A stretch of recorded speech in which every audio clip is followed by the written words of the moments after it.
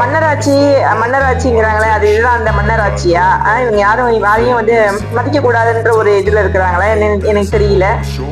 அவர் மரியாதைக்காக மதிப்பு கொடுப்பாங்கன்றதுக்காகலாம் அவர் வந்து அதை கும்பிடு போடல. எல்லாரையும் மதிக்கணும் அப்படின்ற ஒரு சின்னவங்களோ பெரியவங்களோ யாரையா இருந்தாலும் மதிச்சு மதிப்பு கொடுக்கணும், மரியாதை கொடுக்கணுன்ற ஒரு எண்ணத்துலதான் அவர் வந்து வணக்கம் வைக்கிறாரு. சரி விடு.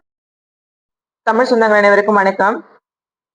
இந்த சட்டசபை நிகழ்வுகள்லாம் பாத்தீங்கன்னா இருக்க ரொம்ப காமெடியா இருக்குங்க. என்னன்னு கேட்டீங்கன்னா, நம்ம சிஎம் விஜய் அவர்கள் வந்து பாத்தீங்கன்னா ரோட் ஷோ போற மாதிரி இந்த சட்டசபையில வந்து பாத்தீங்கன்னா கும்பிட்டுக்கிட்டே போவாரு.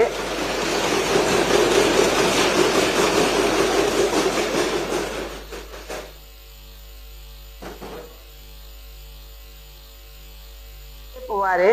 இந்த பக்கம் உள்ளவங்களையும் கும்பிட்டுட்டே போவாரு. இந்த பக்கம் உள்ளவங்களையும் திரும்பி திரும்பி பார்த்து கும்பிட்டுட்டே போவாரு.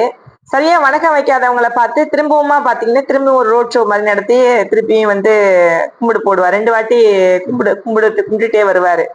அப்ப வந்து எல்லாரும் கும்பிடுவாங்க. அப்புறம் வந்து பாத்தீங்கன்னா நம்ம உதயநிதி ஸ்டாலின் அவர்கள் வந்து பாத்தீங்கன்னா உதயநிதி அவர்கள் வந்து கும்பிடாம அப்படியே ஒரு மாதிரி போஸ்ட் கொடுத்துக்கிட்டு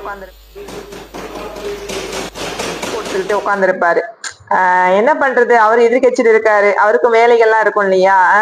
பகல் வேலை இரவு வேலைகள்லாம் இருக்கும். அத்தனையும் முடிச்சுட்டு தானே பாவம் வந்து வெட்டி முடிச்சுட்டு வந்துதான் வந்து அந்த சட்டசபையில வந்து உட்கார்றாரு.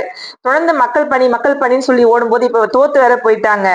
இப்ப தொடர்ந்து வந்து மக்களுக்கு எப்படி எந்த முறையில நல்லது செய்யலாம், மக்கள் மனசை எப்படி மீண்டும் இடம் பிடிக்கலாம் அப்படிங்கறத வந்து பார்த்து மக்களுக்கு நல்லது செஞ்சு பாத்தீங்கன்னா அடுத்த வாட்டி எப்படியாவது நம்ம ஆட்சியை பிடிச்சிடணும் அப்படின்றதுனால அந்த ஒரு காரணத்துக்காக பாத்தீங்கன்னா இரவும் பகலும் அல்லும் பகலும் தூக்கம் இல்லாம ஓடுறது காரணமாக வந்து பாத்தீங்கன்னா சட்டசபையே பாத்தீங்கன்னா ஒரு படுக்கறையா மாத்திக்கிட்டாரு. அதாவது பாத்தீங்கன்னா நம்ம பரமாத்மா எப்படி பாம்பு படுக்கையில வந்து படுத்துக்கிட்டு வந்து இருக்காரோ அதே மாதிரி பாத்தீங்கன்னா இவரும் அப்ப அந்த மாதிரிதான் போஸ்ட் கொடுத்து இப்படி ஹாயா ஸ்டைல அப்படி படுத்திட்டு ஒரு ஒரு வணக்கம் சொல்றது கூட பாவம் அந்த மனுஷனுக்கு அந்த 2 கையும் தூக்க முடியலங்க. ஏன்னா அந்த அளவுக்கு வேலை பார்த்திருப்பாரு பொழுதுக்கு வெட்டி முடிச்சிருப்பாருன்னு நினைக்கிறேன். அதனால வந்து பாத்தீங்கன்னா அவருக்கு அந்த மனுஷன் வந்து எப்படா இந்த கட்டையை வந்து அந்த சட்டசபையில போடுவோம் அப்படின்ற மாதிரி போட்டுக்கிட்டு படுத்திருக்கிறாரு. நான் என்ன கேக்குறேன்னா அவர் வணக்கம் வைக்காததெல்லாம் எனக்கு ஒரு பெரிய விஷயமா தெரியல.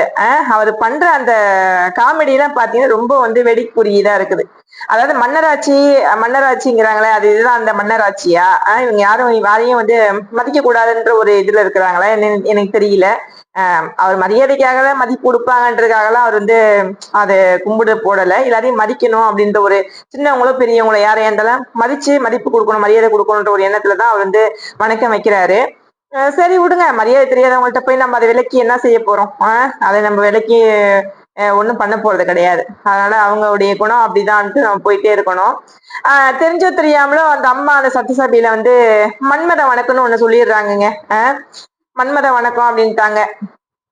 சரி ஏதோ வந்து யார் தாங்க வந்து படிக்கும் போது பிழை பண்ணல, எல்லாமே பிழையாதான் படிக்கிறாங்க. பேரவைத் தலைவர் அவர்களுக்கும் எனது மன்மாத நன்றியை தெரிவித்துக் கொள்கிறேன். இப்ப நம்ம முன்னாள் முதல்வர் ஸ்டாலின் ஐயா அவர்களை எடுத்துக்கோங்க. அவர் எவ்வளவோ வந்து பாத்தீங்கன்னா அவர் படிக்காத பிழையா பார்த்து படிக்கும் போதே பாத்தீங்கன்னா ஒரு முதல்வர் பதவியில இருந்துகிட்டே வந்து பாத்தீங்கன்னா அவர் அவ்வளவு பிழையா படிச்சிருப்பாரு, நம்ம பார்த்திருக்கோம்.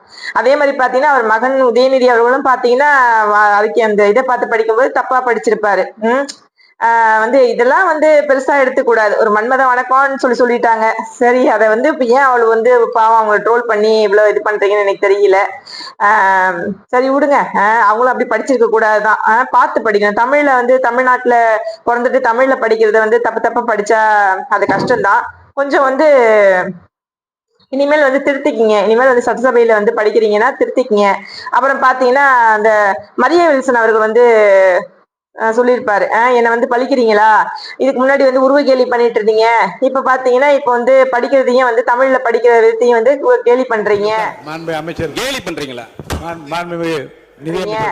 அப்படி சொல்லிட்டு ஒரு மாதிரி எமோஷனலா பேசியிருப்பாரு. நான் என்ன சொல்றேன்னா சட்டசபைன்னு வந்துட்டோம் இல்லையா? சட்டசபைன்னு வந்துட்டு வரும்போது தமிழ்ல முடிஞ்ச அளவுக்கு தமிழ்ல பிழை இல்லாம பேசுறதுல என்ன தப்பு இருக்கு? அதை கத்துக்கிறதுனால என்ன தப்பு இருக்கு?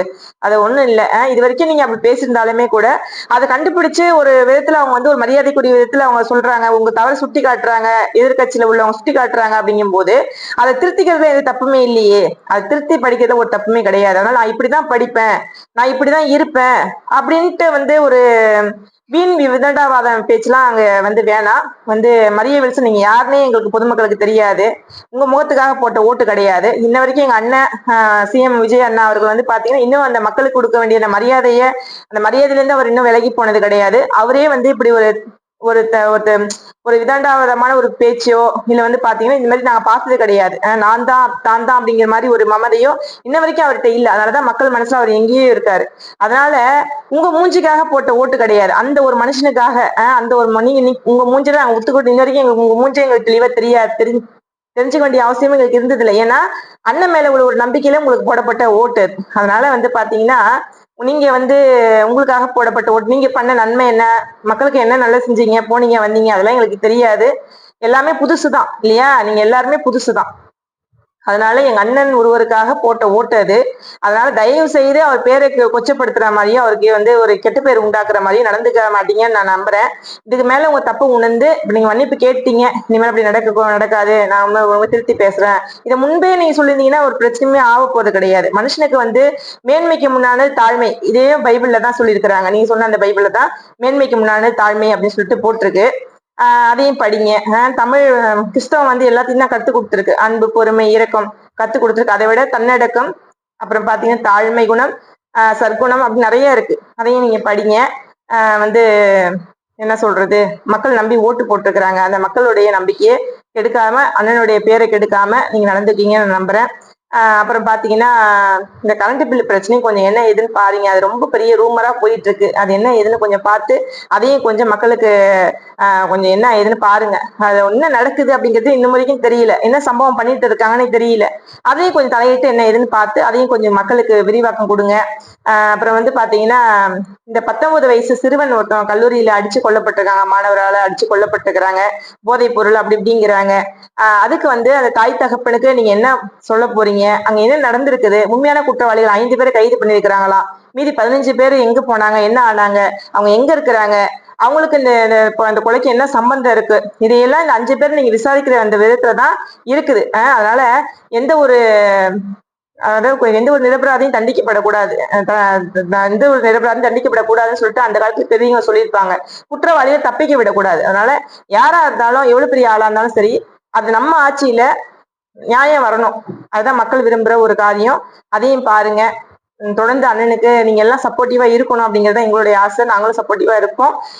நீங்களும் சப்போர்ட்டிவா இருங்க. அண்ணனுக்கு எந்த ஒரு கெட்ட பேர் வர மாதிரி நடந்துக்காதீங்க.